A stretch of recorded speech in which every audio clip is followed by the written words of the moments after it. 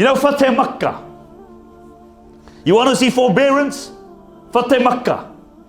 This was where the Muslims, after years of persecution in Makkah, they're driven out of Makkah, and then they go, and then they have to stay another 10 years in Medina.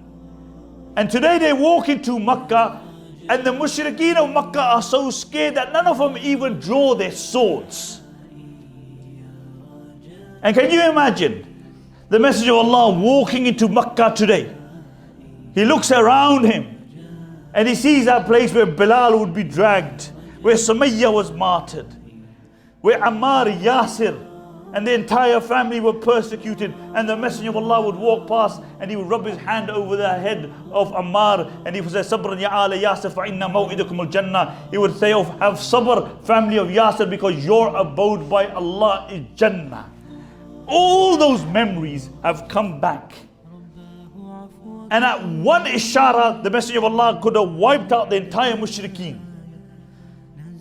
And then the Messenger of Allah stood by the Kaaba, and all the Mushrikeen are standing there and they're trembling. What's he going to do to us? And the Prophet ﷺ asked him, he said, what do you expect from me? What do you expect me to do to you? He could have said, you are the same one who killed my daughter Zainab when she was leaving. She was through a spear, she fell off the mount, and for an entire year she was sick in Makkah. When they thought she was dying, they sent her to Medina. You are the one who sent one of my daughters in Ethiopia. I hardly ever saw her. So you are the ones who destroyed my family, you destroyed the livelihood, you persecuted and you killed the Sahaba. And the Messenger of Allah stands there by the Kaaba and he said, what do you expect of me today?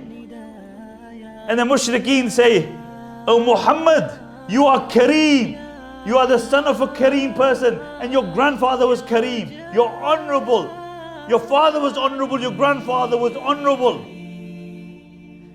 And the Prophet ﷺ said, اذهبوا أنتم الطلقاء فلا تثريب عليكم اليوم.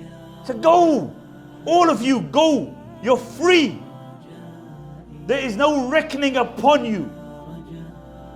What does this show us? This shows us forbearance. Exactly.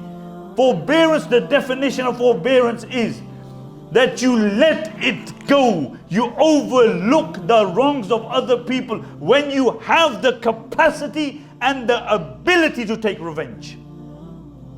And in Allah's definition and in the message of Allah's definition, when you show forbearance, you're not the smaller person, you are the bigger person.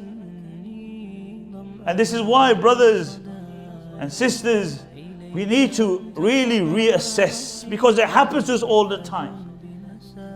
Why do we need to reply? Why do we need to answer back?